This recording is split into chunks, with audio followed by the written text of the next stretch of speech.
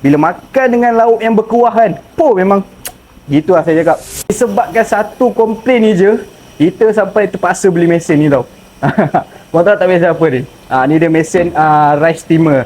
Mesin steamer lah, tapi kita guna untuk kukus nasi. Ada seorang akak ni dia komplain, dia kata makanan semua dah padu dah, tapi nasi tu spoil kan. So ni boleh saya buka tak? Boleh buka tak meletup nampak. So nasi dia lagi cantik tau sekarang ni, kualiti pun lagi orang kata nice lah. Bila makan dengan lauk yang berkuah kan, memang gitu lah saya cakap. Ni nasi yang dah dikukus lah, dia akan berderai tau, berderai. Dia takkan sama macam nasi biasa. Tengok sini tu.